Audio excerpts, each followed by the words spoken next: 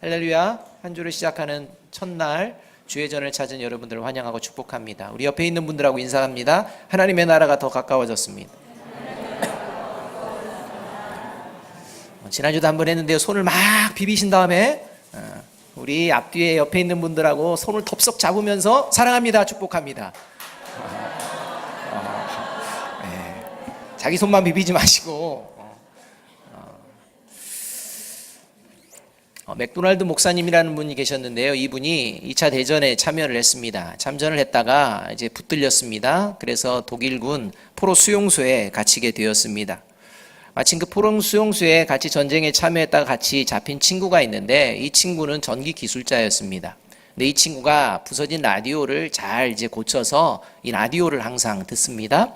그리고 이 연합군의 소식을 이 주파수를 맞춰서 듣고서 어떤 상황이 진행되고 있는지를 들을 때마다 이 포로 수용소에 있는 포로들에게 이야기를 해주었습니다. 그러던 1944년 6월 6일 새벽에 이 친구가 급하게 맥도날드 목사님을 막 깨우는 것입니다. 그리고서 이렇게 얘기합니다. 여보게, 그들이 왔어 라는 이야기를 했습니다. 그들이 왔다라는 이 말은 이제 연합군이 이 노르망디 상륙 작전에 성공했다는, 이제는 이제 연합군이 기세를 올려서 이 독일 군대를 무찌르고 나오는 이러한 기쁨의 소식, 이 소식을 이야기하는 것이 이제 그들이 왔다라는 말이었습니다. 이 그들이 왔다라는 이 희망과 기쁨의 소식, 간절히 기다리던 이 소식이 이제 온 수용소에 퍼지자 포로들이 너나 할 것 없이 기쁜 마음으로 이제 마당에 나가서 뭐 춤을 추고 또 그들이 왔다라고 소리치는 이런 상황이 벌어졌습니다. 아직 이 연합군이 노르망디 상륙 작전을 성공했다는 소식을 접하지 않은 이 경계를 서던 독일군들이 이제 긴장을 하는 것입니다.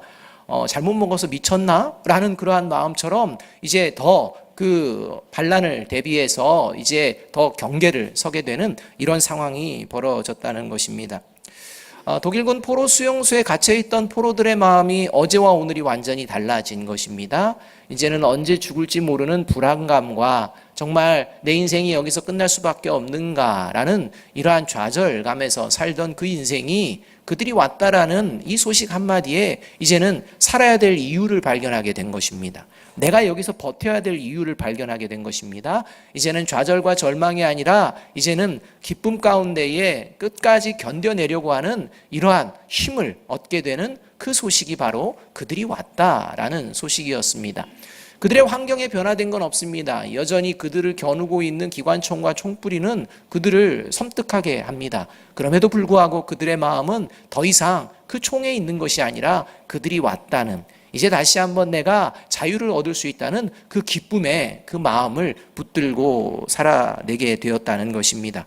결국 그래서 맥도날드 목사님이 이제 풀려나게 되었고, 결국 이렇게 그의 간증을 기록한 것을 보았습니다. 여기서 한 가지 질문을 드려본다면, 2차 세계대전을 연합군의 승리로 이끈 이 노르망디 상륙 작전, 이 소식은 연합군에게 분명하게 기쁜 소식임이 틀림이 없습니다. 그런데 이 독일군을 이끄는, 특별히 히틀러와 함께 독일 군대에 속한 그들에게는 이 소식이 기쁨의 소식일까요? 뭐 뻔한 질문이지 않습니까? 분명히 이 사건, 그들이 오는 사건은 연합군에게 있어서는 기쁨의 소식이지만 반대편에 있는 이 독일군들에게는 절망의 소식이 되어질 수밖에 없다는 것입니다. 연합군에게는 승리의 소식이지만 이 독일군에게는 이제는 실패의 소식, 이러한 소식으로 전락하게 되어진다는 것입니다.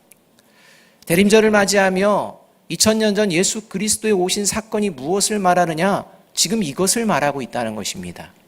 예수 그리스도의 오신 사건을 세상이 떠들면서 여러 가지 불빛을 비춰내고 여러 가지의 모습으로 이렇게 들뜰 수 있는 이런 모습, 크리스마스라는 말은 못하더라도 홀리데이라든지 여러 가지를 통해 이 날을 생각하면서 흥분하는 이러한 모습들, 이러한 모습이 예수 그리스도의 오심의 전부가 아니라는 것입니다. 예수 그리스도의 오심이 어떤 사건인지 오늘 하나님께서는 아주 분명하게 말씀해 주고 계십니다. 예수님께서 이 땅에 오신 사건은 이 땅을 살아가는 모든 인생을 두 가지 인생으로 완전히 나누시는 사건이요, 더 심각한 것은 오늘 이렇게 주일이면 교회에 모이는 교인들, 두 가지의 인생으로 확실하게 나누시는 사건이라는 이 결정적인 사건임을 오늘 성경이 분명하게 선포하고 계신다는 것입니다. 이것을 마음에 담아야 합니다. 34절의 말씀을 함께 한번 읽어보겠습니다. 34절입니다. 시작. 시므온이 그들에게 축복하고 그의 어머니 마리아에게 말하 이르되 보라, 이는 이스라엘 중 많은 사람을 패하거나 흥하게 하며 비방을 받는 표적이 되기 위하여 세움을 받았고, 이렇게 말합니다. 아기 예수의 탄생, 이 아기 예수를 안고 있는 이 시므온이 이야기하는 게 바로 어떤 이야기냐? 보라, 이는 예수 그리스도는 이스라엘 중 많은 사람을 패하거나 흥하게 하기 위하여 세움을 받았다, 이렇게 선포하고 있다는 것입니다. 하나님께서는 시므온을 통해 예수님으로 인해 이스라엘 중에 패하는 인생이 있을 것이고 이스라엘 중에 흥하는 인생이 이제 드러나게 될 것임을 선포하고 있는 것입니다. 여기서 패하다는 말, 이 말은요, 넘어지다, 무너지다 라는 말인데, 이것은 단순히 그냥 순간적으로 넘어지고 실패하고 무너지는 그러한 의미가 아니라 넘어져서 실패해서 다시는 일어나지 못하고 완전히 무너져 버리는 것을 의미하는 단어입니다. 그래서 이것을 예수님께서는 비유로 잘 말씀해 주셨는데, 그 비유가 모래 위에 지은 집의 비유입니다. 마태복음 7장 27절에서 그래서 이 패한다라는 말은 무너진다라는 말로 이제 기록을 하는데, 어떤 내용이냐? 비가 내리고 창수가 나고 바람이 불어 그 집에 부딪힘에 무너져 그 무너짐이 심하니라 라는 말씀, 이 말씀에 담겨 있는 이 무너짐입니다. 그러니까 인생을 살아가면 살아갈수록 계속 무너지는 인생이라는 것입니다. 이 인생은 마지막 끝자락에서는 완전히 무너지는, 이제는 다시 세울 수 없는 그런 무너짐, 이것을 패한다라는 용어에 담고 있다는 것입니다. 반대로 이 흥하다라는 말은 일어서다라는 말입니다. 그런데 이 일어섬이라는 것이 단순히 넘어졌다가 일어나는 것이 아니라 어떤 의미로 성경에서 쓰느냐? 죽음에서 부활하는 의미로 사용을 합니다. 또한 사망에서 영원한 생명을 얻는 구원을 이루는 말을 여기서 흥하다라는 말로 사용하고 있다는 것입니다. 그래서 예수님께서는 이 흥하다는 단어를 자신을 소개할 때 직접 사용하십니다. 이것이 요한복음 11장 25절입니다. 요한복음 11장 25절에서 이렇게 말씀하십니다. 예수께서 이르시되 나는 부활이요 생명이니 나를 믿는 자는 죽어도 살겠고 할 때, 나는 부활이다 라고 할 때 이 부활, 이것이 바로 흥하다라는 것입니다. 그러니까 따라서 이 패하는 인생이라는 것은 그 인생의 중간중간 그냥 넘어지고 이렇게 좀 무너지는 그러한 것을 이야기하는 것이 아니라 그 인생의 전체, 그 결국이 어떻게 되느냐? 저주받는 인생, 심판받는 인생이 되어진다라는 말씀입니다. 반면에 흥하는 인생, 그것은 그냥 순간순간 잘 되고 순간순간 뭔가 넘어졌다가 다시 일어나는, 회복되는 이러한 것을 이야기하는 것이 아니라 그 인생의 결국입니다. 그 인생의 결국이 복을 받는, 구원을 받는 인생이 되어진다라고 오늘 말씀하고 있는 것입니다. 이것이 나뉘어지는 게 누구로부터 완전히 확실하게 되었느냐? 예수 그리스도의 오심, 이 사건이 이렇게 인생을 완전히 나누게 되었다라고 오늘 신문을 통해서 선포하고 계십니다. 특별히 31절에서는 예수님이 오신 것에 대해서 만민 앞에 예비하신 것이다 이렇게 말합니다. 그리고 이어지는 절에서는 이방의 빛으로 오셨다 이렇게 말씀합니다. 이렇게 만민을 향한 하나님의 말씀, 만민을 향해서 오신 예수님에 대한 이야기를 하는데, 이 34절에서는 만민 중에 흥하거나 패하는 이야기가 아니라 만민이 아닌 이스라엘 중에 라는 이야기를 하고 있다는 것입니다.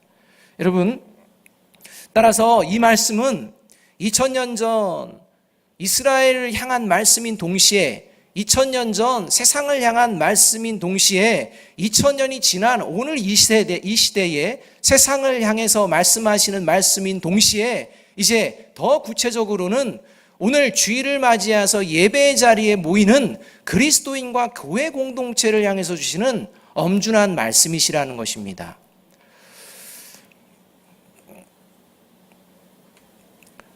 이 말씀을 우리가 깊이 생각해 보아야 합니다. 오늘 이 시대의 한국교회와 우리 아름다운 교회 가운데에 주시는 말씀임을 우리가 생각하며 우리가 한 번 더 생각할 기사의 내용이 있습니다. 작년에 전국 만 19세 이상의 남녀 1000명, 그러니까 성인이죠. 성인 1000명을 대상으로 해서 한국 교회의 사회적 신뢰도에 대한 여론조사를 실시를 했습니다.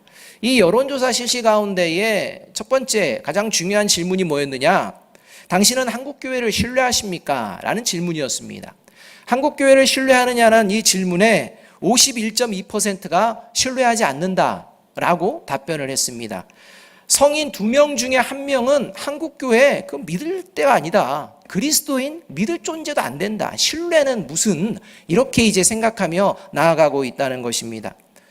그렇다면 이 한국교회가 무너진 이 신뢰를 회복하기 위해서 사회적으로, 그러니까 세상 사람들이 보기에 당신들이 생각할 때 사회적으로 한국교회가 신뢰를 회복하기 위해서 가장 시급한 과제가 있다면 무엇이라고 생각합니까? 라는 질문에 45.3%가 윤리와 도덕의 실천이라고 대답을 했다는 것입니다. 여러분, 무엇을 말하는 것입니까? 세상을 향해 보여주어야 할 그리스도인과 교회 공동체의 가장 중심의 내용이 거룩입니다.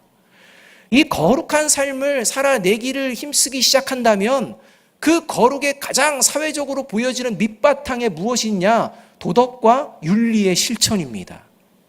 이 거룩은요, 도덕과 윤리를 뛰어넘는 더 큰 내용을 담고 있다는 것입니다. 그런데 지금 우리 한국교회가 어떤 모습이냐?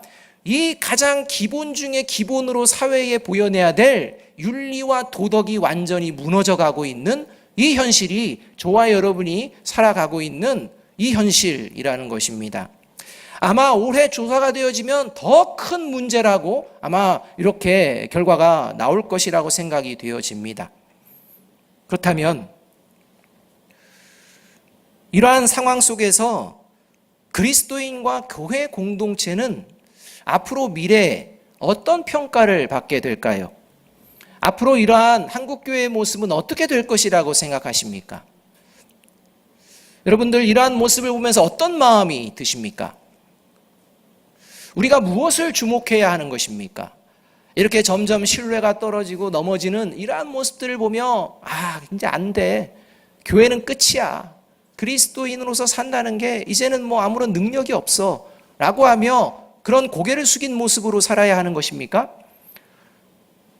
그런데 그렇지 않다는 것입니다. 우리가 주목해야 될 것이 있습니다. 우리가 이런 자료들이 나올 때마다 물론 이렇게 사회가 바라보는 이러한 부정적인 시각도 분명하게 붙들어야 되지만 우리가 바라봐야 될 게 있습니다. 그게 뭐냐? 한국교회가 무너져가고 있는 현실 속에서도 20.2%는 여전히 한국교회를 신뢰한다라는 그러한 내용입니다. 그리고 특히 하나님을 믿지 않는 사람들 가운데에 10.7%의 사람이 한국교회를 신뢰한다라는 대답을 했다는 것입니다. 여러분, 한국교회를 신뢰한다라는 믿지 않는 사람들도 한국교회에 대한 현실과 보여지는 내용과 모든 소식들을 다 알고 있습니다. 그럼에도 불구하고 같은 상황에서 그들은 한국교회를 신뢰합니다. 라고 10.7%의 사람 10명 중에 한 사람이 대답을 했다는 것입니다. 무엇을 말합니까? 그 사람 주변에 그래도 진정한 그리스도인은 있더라. 그 사람 주변에 정말 교회다운 교회는 있더라. 라는 것을 고백하고 있는 장면이라는 것입니다. 여러분, 한국교회에 희망이 없어 보이는 상황 속에서도 여전히 진정한 그리스도인과 교회 공동체가 남아있는 줄로 믿습니다. 하나님께서는 여전히 이렇게 남아있는 하나님의 자녀들과 교회 공동체를 통해 하나님의 역사를 이어가실 줄로 믿습니다. 풀은 마르고 꽃은 시들지만 하나님의 말씀은 영원하다라고 선포하십니다. 이 영원한 하나님의 말씀이 있는 곳이 교회입니다. 그렇기 때문에 여러분, 교회는 무너지지 않습니다. 문제는 저와 여러분이 그리스도인과 교회이냐, 과연 나의 인생을 오늘 주님께서 오신다면 너는 패하는 인생이다 라고 이야기를 들을 것인지, 너는 흥하는 인생이다 라고 이야기를 들을지 돌아보아야 한다는 것입니다. 하나님께서 죄악된 이스라엘의 멸망을 선포하실 때, 이 죄악이 너무 심해서 이제는 본때를 보여주시는 이 역사를 이루십니다. 그래서 북이스라엘과 남유다를 이제 멸망의 자리로 이제 처하게 하십니다. 다 흩어지게 하시고 이제는 이스라엘이라는 민족 자체가 사라질 정도의 이런 멸망을 선포하십니다. 그러나 하나님께서는 그 멸망을 선포하시는 가운데서도 이사야 선지자를 통해서 이렇게 약속하고 계십니다. 이사야 6장 13절은 이렇게 말씀합니다. 그 중에 10분의 1이 아직 남아있을지라도입니다. 이거는 이스라엘이 멸망하는데 아주 철저하게 멸망이 되는 것을 이야기합니다. 철저하게 멸망이 돼서 10분의 1만 남았다는 것입니다. 그런데 그 중에 10분의 1이 아직 남아있을지라도 이것도 황폐하게 될 것이나, 이렇게 말합니다. 10분의 1마저도 완전히 황폐케 하는 이 일들을 행하시겠다는 것입니다. 그러나 밤나무와 상수리나무가 배임을 당하여도 그 구루터기는 남아있는 것 같이 거룩한 씨가 이 땅에 구루터기니라 하시더라 입니다. 육적인 이스라엘은 멸망하지만 영적인 이스라엘은 결코 망하게 내버려두지 않으신다는 것입니다. 육적인 이스라엘의 모습들 보여지는 이스라엘 땅은 다 폐허가 되어지고 사라지는 것 같지만 그 영혼에 하나님의 자녀로 살아내는 존재들을 남겨두신다는 것입니다. 그들로 하여금 다시 일어나게 하시고 그들로 하여금 다시 하나님의 구원의 역사를 이어가게 할 것이라고 말씀하고 있다는 것입니다. 이것이 예수 그리스도를 통해서 온전하고도 완전하게 이루어진 줄로 믿습니다.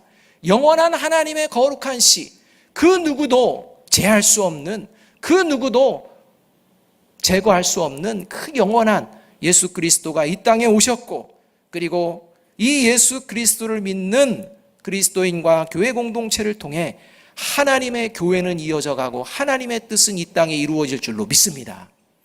이런 교회, 이런 그리스도인이 저와 여러분이 되어지기를 간절히 바랍니다. 교회를 향한 신뢰가 무너져 가고 있는 이 시대에 그 가운데서도 세상의 빛이 되어지고 하나님의 구원의 역사를 이루는 통로로 사용되어지는 저와 여러분, 우리 아름다운 교회가 되어지기를 주님의 이름으로 축복합니다. 그렇다면 이게 생각만으로 되느냐? 그게 아니라는 겁니다. 정말 내가 흥하는 인생인지를 보아야 한다는 것입니다. 이러한 시대적 사명을 감당하기 위해 오늘 저와 여러분이 과연 흥하는 인생인지 내가 패하는 인생인지를 보아야 합니다. 이것을 위해서 주목해야 될 한 사람을 하나님께서는 등장시키십니다. 그가 바로 시므온이라는 사람입니다. 이 시므온의 삶을 통해 저와 여러분이 세상을 향해 또 흥하는 인생, 구원의 빛을 보여내는 그리스도인으로 살아내고 있는지 돌아보아야 합니다. 그렇다면 세상을 향해서 구원의 빛을 보여내는 그리스도의 삶, 그건 어떤 것인지, 도대체 예수님, 하나님께서는 시므온을 통해 이 땅의 그리스도인들이 어떤 모습이어야 될지를 보여주시는데 과연 그 흥하는 인생의 모습이 어떠한 것인지 우리가 세 가지를 살펴보았으면 좋겠습니다. 그것으로 저와 여러분을 돌아보아야 합니다. 지금 여러분들이 성공하신 것 같습니까? 여러분들이 지금 실패하신 인생 같습니까? 그게 하나님이 보시기에 성공과 실패가 아니라는 것입니다. 이제 성공과 실패, 어떤 인생 가운데 여러분들이 있는지 돌아보아야 합니다. 첫 번째로 하나님의 말씀은 반드시 이루어짐을 믿고 살아가는 존재가 흥하는 인생이라는 것입니다. 반드시 하나님의 구원의 역사와 하나님의 축복을 누리는 인생이라는 것입니다. 25절 말씀을 함께 한번 읽어보겠습니다. 25절입니다. 예루살렘에 시므온이라 하는 사람이 있으니 이 사람은 의롭고 경건하여 이스라엘의 위로를 기다리는 자라, 성령이 그 위에 계시더라, 이렇게 말합니다. 오늘 성경은 시므온을 이스라엘의 위로를 기다리는 자다라고 말씀하고 계십니다. 이 이스라엘의 위로를 기다리는 자다라는 이 말씀은 시므온이 언제나 가졌던 마음이 뭐냐? 메시아가 오시기를 기다리는 마음으로 살았다라는 것입니다. 이 메시아가 오시기로 기다리는 이 마음은 하나님의 약속의 말씀에 근거해서 이제 늘 품었던 마음입니다.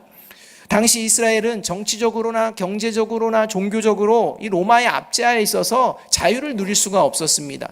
그러나 일부 유대인들의 마음 가운데에는 하나님이 말씀하신 이제 그 메시아, 구원자가 반드시 오실 것을 믿는 그 믿음으로 살아가는 이러한 사람들이 있었는데, 그들의 대표가 누구냐? 시므온이었다는 것입니다.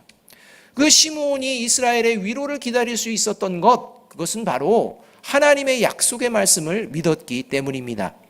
여러분, 하나님의 약속의 말씀은 반드시 이루어질 것을 믿으십니까? 그 믿음으로 늘 살아가는 저와 여러분이 되기를 주님의 이름으로 축복합니다. 이게 흥하는 인생이라는 것입니다. 근데 그것으로 끝나는 게 아닙니다. 두 번째, 우리가 과연 하나님의 말씀을 과연 정말 믿고 믿음으로 살아가고 있는지를 보아야 하는데, 그것이 바로 어떤 모습이냐?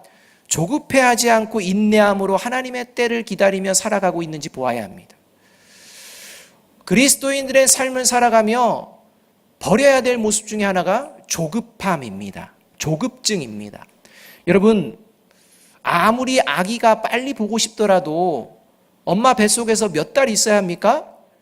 10달 있어야 합니다. 아무리 아이가 보고 싶어서 모든 몸의 형태가 다 준비되었다고 해서 여러분 7달 만에 꺼내주세요 하는 사람 없습니다.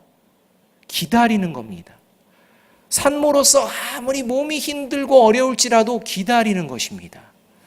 그리스도인들의 삶의 자리 가운데의 조급증, 이 부분은 가장 잘못된 모습이라는 것입니다.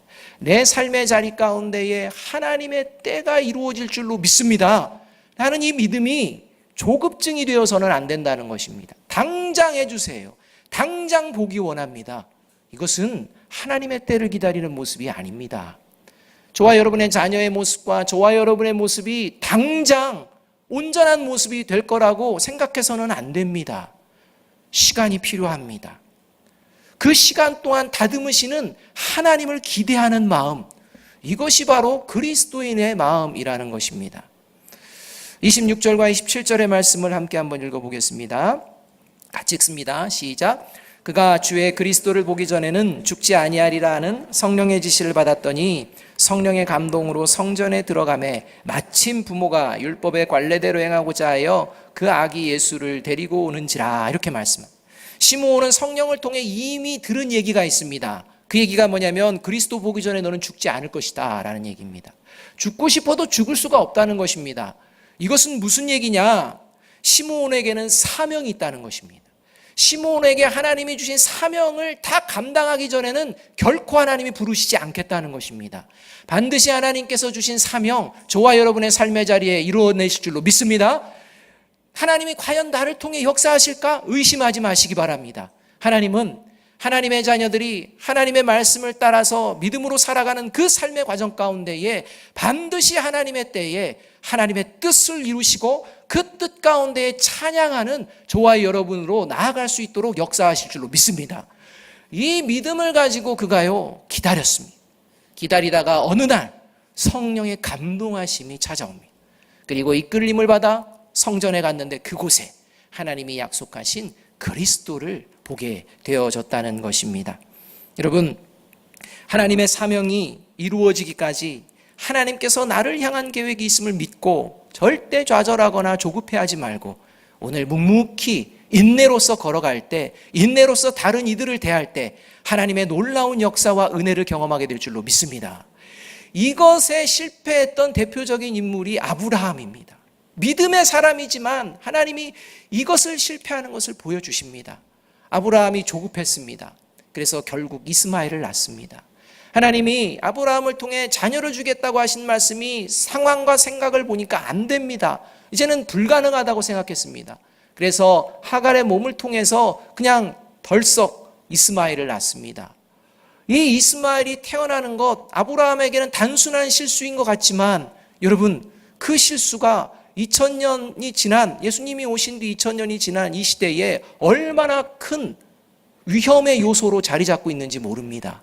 이슬람이라는 종교가 거기서부터 파생되었고 급진적인 그들로 말미암아 파괴와 살인이 멈추지 않는 이것의 빌미를 제공한 게 누굽니까?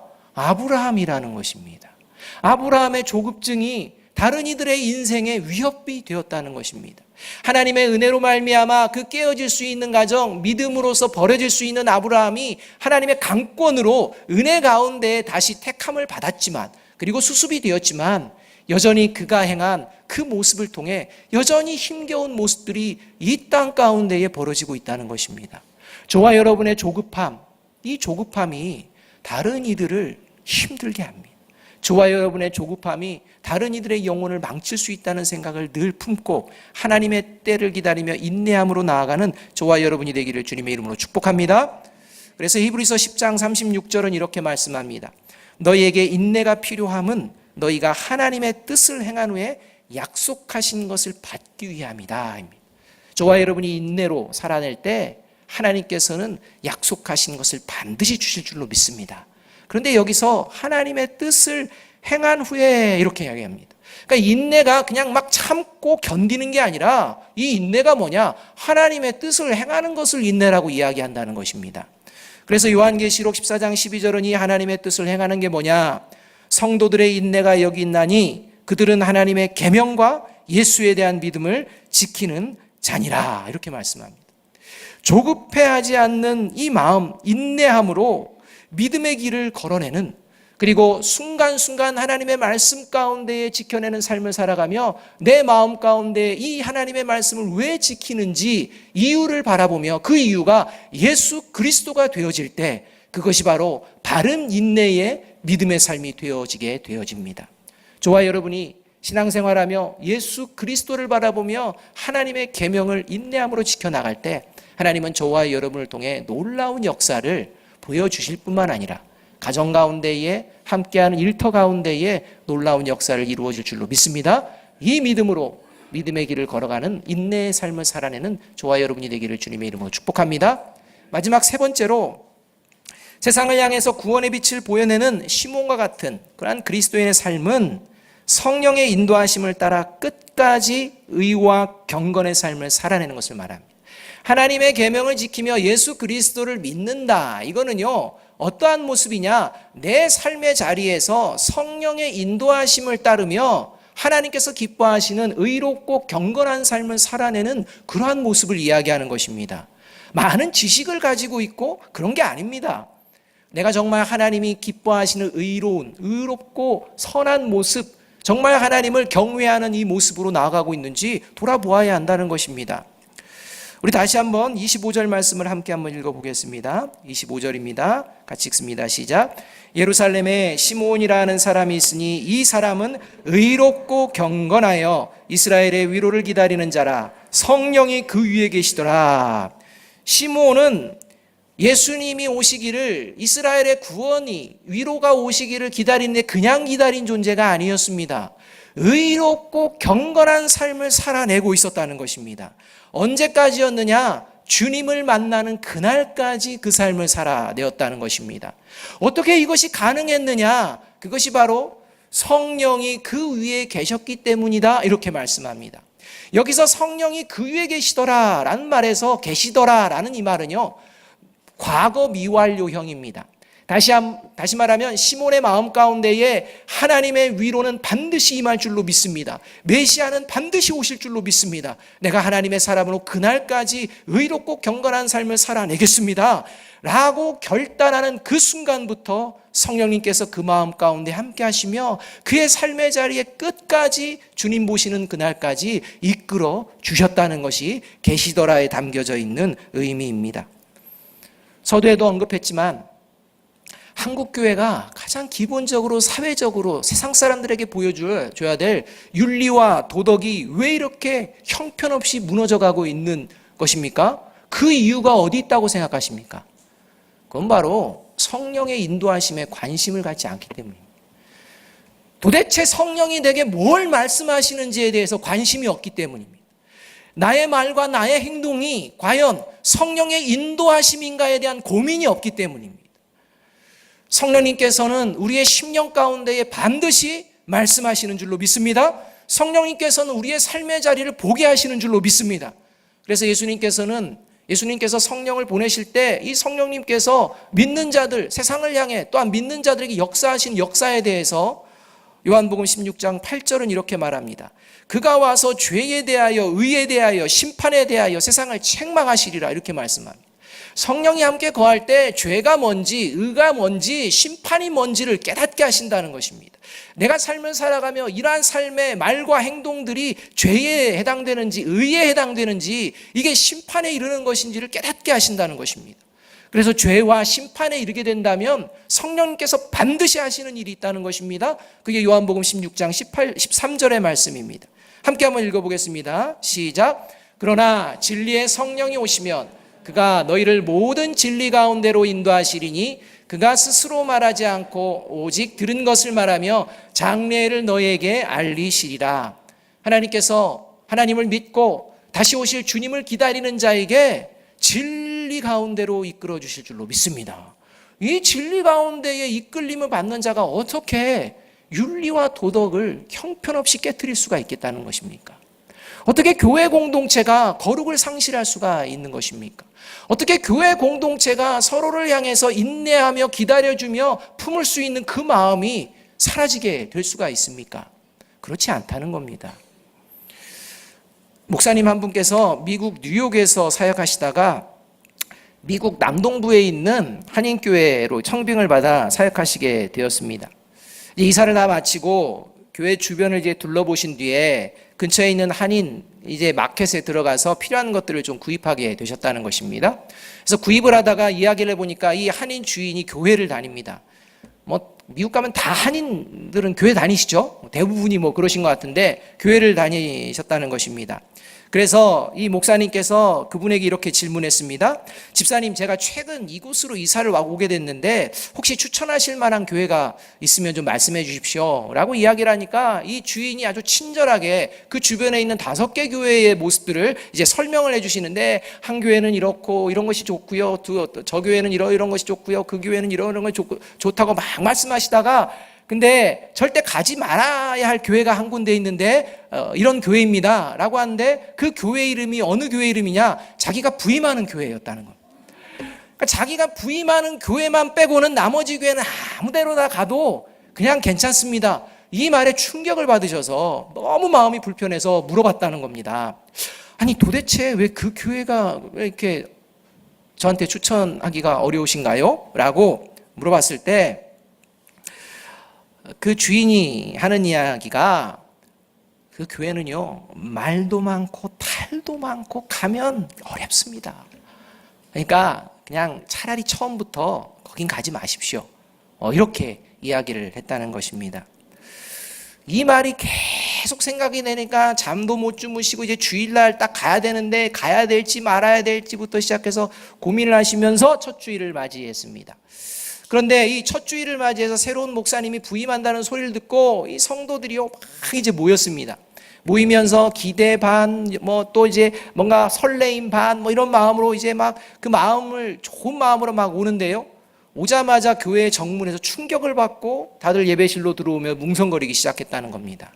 왜냐하면 교회 앞에 교회 이름을 걸어놓은 현판이 있는데 우리 교회 같은 경우는 위에 이렇게 걸어놨잖아요. 현판이 있는데 이 현판 중에 이 교회라고 써있는 그 부분부터가 잘려져 없어져 버렸다는 겁니다. 그러니까 현판이 훼손된 겁니다. 그러니까 왜 이런 날 망측한 이런 일이 벌어졌는지 누가 그랬는지 웅성거리는 이런 상황 가운데 예배가 시작됐는데 설교를 시작하면서 이제 목사님께서 말씀하셨다는 것입니다. 다들 충격을 받으셨을 것 같은데 그 현판 제가 잘랐습니다 라고 이야기했답니다. 제가 장로님들과 상의해서 그래서 잘랐습니다. 그 이유는 하면서 이제 들었던 이야기를 이야기한 것입니다. 그리고 나서 마지막으로 이제 그 설교 시간에 이렇게 말씀을 했다고 합니다. 자, 이제 우리 결단을 좀 했으면 좋겠습니다. 우리의 모임을 교회 공동체 모임으로 할지 아니면 친목 동호회로 할 건지 오늘 정합시다. 오늘 정해서 교회가 될 것 같으면 교회 이름 붙이고 아닐 것 같으면 그냥 주일날 모여서 기쁘고 즐겁게 이렇게 보내면서 동호회처럼 보냅시다. 차라리 그게 나을 것 같습니다. 이렇게 얘기했다고 합니다. 여러분, 십자가 목걸이를 하고 다닌다고 해서 그 사람이 그리스도인은 아니지 않습니까? 교회 건물에 십자가가 달려있고 붙어있고 한다고 해서 그게 다 교회는 아니지 않습니까? 그 십자가가 어디에 있어야 합니까? 그리스도인의 마음 가운데 있어야 합니다. 내 마음 가운데에 십자가가 있는지, 내 마음 가운데에 교회라는 생각이 있는지, 내 마음 가운데에 하나님을 주인으로 모시고 있는지 생각 없이 그렇게 종교 형식주의와 경건의 모양만을 가지고 살아가고 있었기 때문에 오늘 한국교회 현실이 이렇게 된 것은 아닌지 돌아보아야 한다는 것입니다. 다시 오실 예수님을 바라보며 성탄을 생각하며 아기 예수님을 찬양합니다, 사랑합니다, 축복한다는 말이 하나님 듣기에 토해낼 그런 말이 되어서는 안 될 것입니다. 예수 그리스도의 탄생을 바라본다면 다시 오실 예수 그리스도를 바라보는 저와 여러분이 되어지기를 주님의 이름으로 축복합니다. 그 마음으로 나아갈 때 하나님께서는 이런 약속을 해 주십니다. 다니엘서 12장 2절 3절 말씀 오늘 함께 한번 읽어봅니다.